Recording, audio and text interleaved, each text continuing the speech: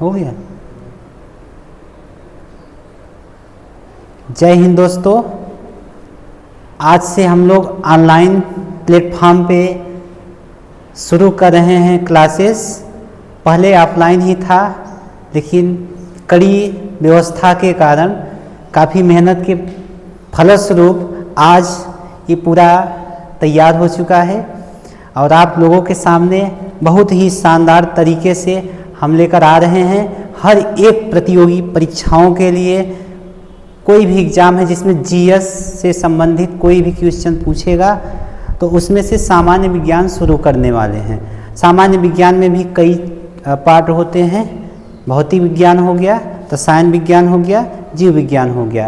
तो सबसे पहले जो आज के दौर में ज़्यादा प्रश्न पूछने की संभावना बन रही है परीक्षाओं में, वो जीव विज्ञान से ही है। तो आज हम जीव विज्ञान शुरू कर रहे हैं और उसमें से संभावित जितने भी प्रश्न आएंगे सब आपको बताते भी चलेंगे कि ये प्रश्न इस एग्ज़ाम में पूछा है। और यह सेशन लगभग सभी विद्यार्थियों के लिए उपयोगी है, चाहे वह क्लास 9th वाले, 10th, 11th, 12th और प्रतियोगी परीक्षा वाले हों, उन सबके लिए उपयोगी होगा। तो बिना समय गंवाए हम लोग अपना कार्यक्रम शुरू करते हैं। तो शुरू कर रहे हैं हम लोग बायोलॉजी।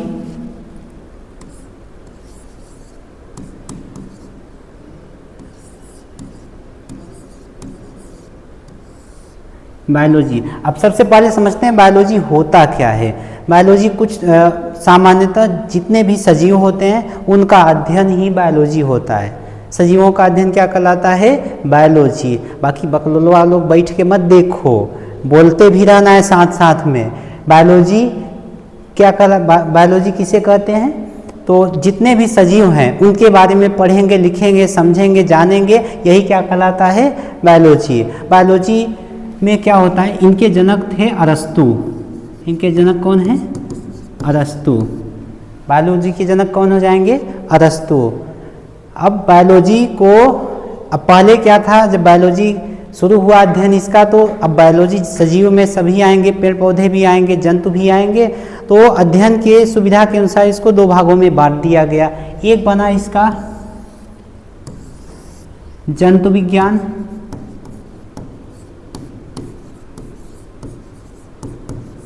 और दूसरा बना वनस्पति विज्ञान।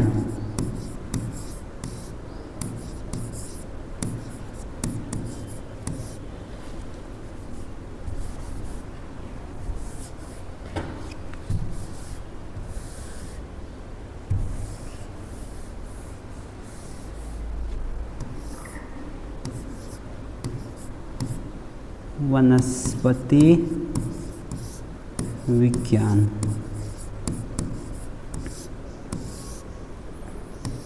अभी जंतु विज्ञान क्या होता है? जंतु विज्ञान में हम मुख्यतः जितने भी जंतु आएंगे सबका अध्ययन किसके अंतर्गत करेंगे? जंतु विज्ञान के अंतर्गत। और जितने भी पेड़ पौधे आएंगे, पेड़ पौधों का मतलब होता है पादप। पादप को ही अपनी भाषा में क्या कहते हैं? पेड़ पौधे। तो जितने भी दुनिया में पेड़ पौधे होंगे उन सब का अध्ययन क्या कहलाएगा?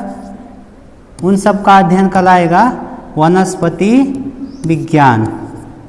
वनस्पति विज्ञान हो गया। तो जैसे जनक हो गए आपके बायोलॉजी के, ऐसे इनके भी जनक हैं। तो जंतु विज्ञान के भी जनक हो जाएंगे अरस्तु, चचा हमारे अरस्तु। इसके बाद यहाँ हो जाएंगे पादप विज्ञान के, हो जाएंगे थियोफ्रेस्टस। नाम याद रखना, खूब पूछा गया है। थियोफ्रेस्टस। थियोफ्रेस्टस नाम थोड़ा उटपटांग लगेगा क्योंकि ज़्यादा खोज विदेशियों ने ही किया है।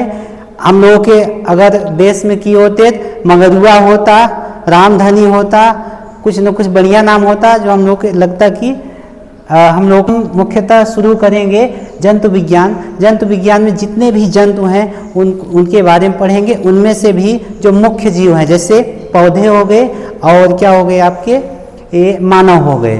तो इनमें क्या क्या प्रक्रियाएं होती हैं उन सब के बारे में गहन अध्ययन करेंगे। तो शुरू करते हैं। तो जहाँ से शुरू होता है आपका, अब आगे बढ़ते हैं।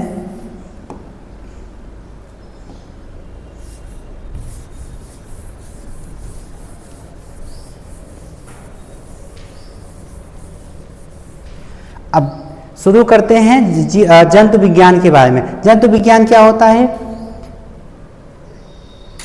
जितने भी जीव हैं, प्रत्येक सजीव छोटी छोटी अनेक लाखों करोड़ों कोशिकाओं से मिलकर बनी है। तो सबसे पहले शुरुआत करते हैं, जैसे हम लोग घर बनाते हैं तो उसमें सबसे छोटी इकाई के रूप में किसका प्रयोग करते हैं? सबसे छोटी इकाई के रूप में हम लोग ईंट का प्रयोग करते हैं। जब कई सारे ईंटें इकट्ठा कर देंगे तो वह क्या बन जाता है? दीवार का रूप ले लेता है। क्या लेगा? दीवार का रूप लेगा। और जब एक दीवार, दो दीवार, कमरे में कितनी दीवारें होती हैं? 4। कितनी दीवारें? 4। तो 4 दीवारें जब मिल जाती हैं तो क्या बन जाता है? वो कमरा बन जाता है। तो ईंटों को इकट्ठा किए तो दीवार बना, दीवारों को इकट्ठा किए तो कमरा बना। अब कई सारे कमरे मिलके किसका निर्माण कर देते हैं? घर का निर्माण करते हैं। जिस प्रकार से घर बना उसी प्रकार से हमारी बॉडी भी बनी है। तो बॉडी की सबसे छोटी इकाई क्या होती है? कोशिका हो गई। क्या हो जाएगी? सबसे छोटी इकाई कोशिका हो गई। इतनी छोटी होती है कि हम अपनी नग्न आँखों से नहीं देख सकते। और कई सारे जब कोशिकाएं इकट्ठा होती हैं तब जाके बनाते हैं ऊतक। क्या बनाएंगे?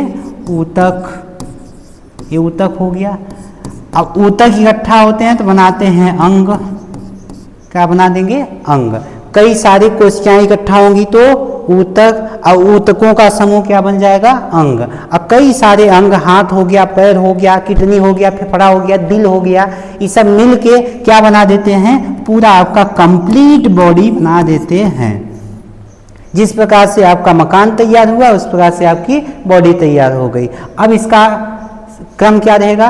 कोशिका हो गई, कोशिका को मिलाए तो क्या बना? ऊतक, ऊतक को मिलाए तो अंग, और अंग को इकट्ठा कर दिए तो शरीर, शरीर बन गया। अब सबसे पहले अगर छोटी कोशिका है, सबसे छोटी इकाई कोशिका है, तो हम क्या करेंगे? कोशिका के बारे में अध्ययन शुरू करेंगे। खूब भर भर के प्रश्न भी पूछा गया है, चाहे वह हाई स्कूल हो और चाहे वह आपका इंटर का हो। ऑब्जेक्टिव में तो खूब पूछे जाते हैं यहाँ से। ठीक, तो अब कॉम्पिटिटिव एग्जाम में भी आने वाले कई सारे एग्जाम हैं, जैसे पीसीएस का एग्जाम है, आरओ का एग्जाम है ना, अब पुलिस का जो होने वाला है, तो जीएस लगभग सब एग्जामों में पूछा जाता है। तो आपके लिए बहुत ही महत्वपूर्ण सेशन होने वाला है और इसको हम लोग आगे बढ़ाते हैं। आराम से याद करें, लेकिन उससे पहले जितने लोग देख रहे हैं, हम पूछ रहे हैं, सब लोग बताना होगा। सबसे पहले आप सब बताइए, जीव विज्ञान कहलाता है। जीव विज्ञान क्या कहलाता है? तो सजीवों का अध्ययन क्या कहलाएगा? जीव विज्ञान। जीव विज्ञान के जनक कौन हो गए? अरस्तु। कौन हो गए? अरस्तु। अब फिर जीव विज्ञान को कितने भागों में बांट दिए? 2 भागों में। पहला बना जंतु विज्ञान, दूसरा बना वनस्पति विज्ञान। जंतु विज्ञान में किसका अध्ययन करेंगे? जंतुओं का करेंगे। जंतु विज्ञान के जनक कौन हो गए? अरस्तु। वनस्पति विज्ञान में किसका अध्ययन करेंगे? पौधों का। अब उनके जनक हो जाएंगे थियोफ्रेस्टस। इसके बाद हम आपको बताएं, जंतु विज्ञान में सबसे छोटी इकाई क्या होती है? कोशिका हो गई। सबसे छोटी इकाई कोशिका। कई कोशिकाओं को इकट्ठा करेंगे तो क्या बनेगा? ऊतक। और ऊतकों को इकट्ठा करेगा तो बनता है अंग, और अंग को इकट्ठा करेंगे तो बन गया आपका पूरा शरीर। तो अब शुरू कर रहे हैं कोशिका।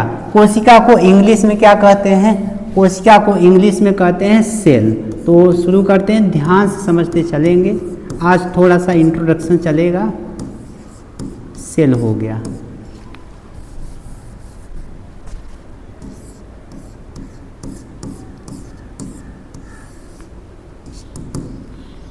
तो इसके बारे में शुरू करते हैं। तो कोशिका क्या होती है? शरीर की सबसे छोटी इकाई होती है। सबसे छोटी इकाई क्या होती है शरीर की? कोशिका हो गई सबसे छोटी इकाई। छोटी इकाई हो गई। और कोशिका का अध्ययन साइटोलॉजी कहलाता है। क्या कहलाता है? साइटोलॉजी। कोशिका का अध्ययन साइटोलॉजी। शरीर की सबसे छोटी इकाई कोशिका। कोशिका का अध्ययन साइटोलॉजी। साइटोलॉजी हो गया।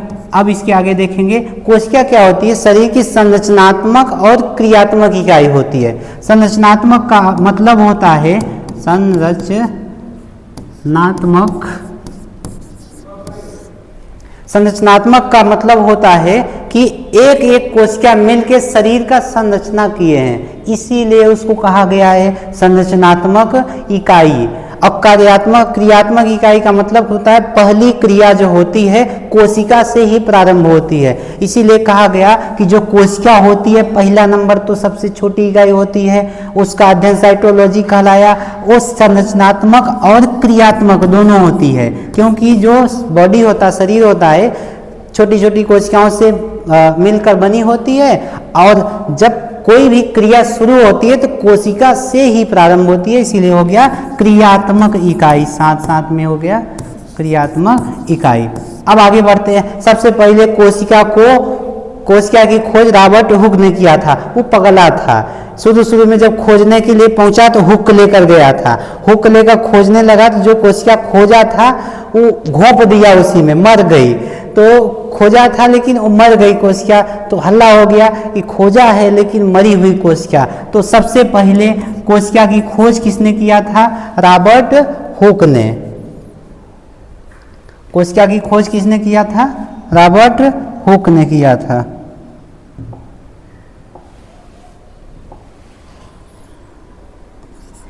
ये रॉबर्ट हुक हो गए।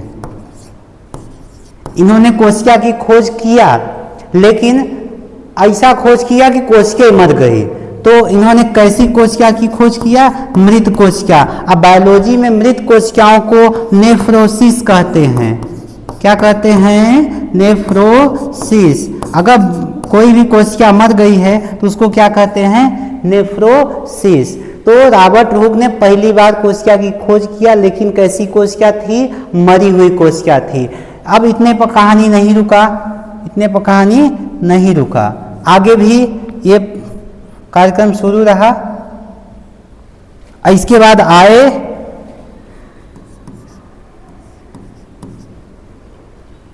एंटोनी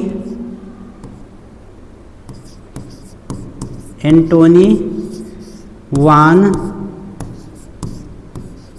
लीवेनहॉक।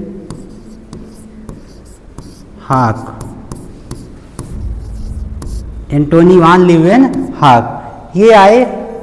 अब इन्होंने क्या किया? ये भी कोशिका की खोज में लग गए। जानते हो क्यों?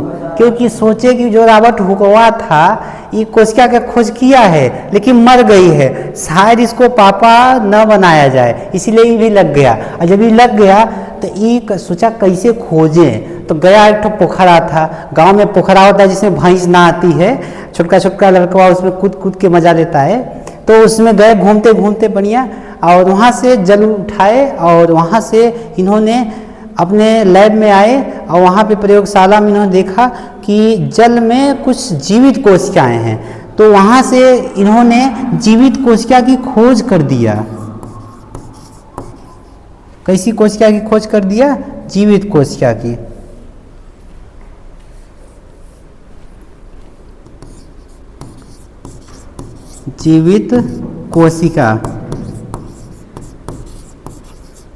जीवित कोशिका की खोज कर दिया। जैसे ही जीवित कोशिका की खोज हुई, अब समस्या उठी कि जनक बनाया किसको जाए, क्योंकि रॉबर्ट हुक ने भी खोजा था और एंटोनी वान लीवेनहॉक ने भी खोजा था कोशिका को।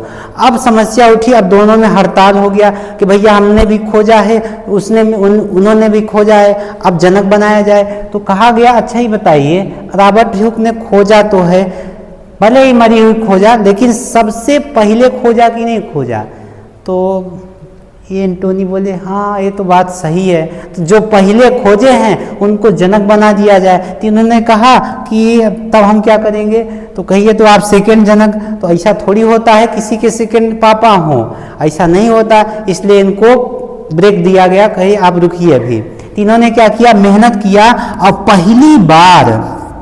पहली बार जीवाणुओं की खोज कर डाला। एंटोनी वान लीवेनहॉक ने कोशिका के जनक नहीं बने तो क्या हुआ, लेकिन पहली बार इन्होंने मेहनत किया और जीवाणुओं को खोज निकाला, और जीवाणुओं को खोज निकाला तब इनको कहा गया बढ़िया बात है, अब ठीक है, अब आपको हम जीवाणुओं के जनक बना देते हैं। जो आयोग वहाँ के जो सीनियर साइंटिस्ट थे उन्होंने क्या कहा कि आपको क्या बना देते हैं, जीवाणुओं का जनक बना देते हैं। तो ये हो गया जनक की कहानी।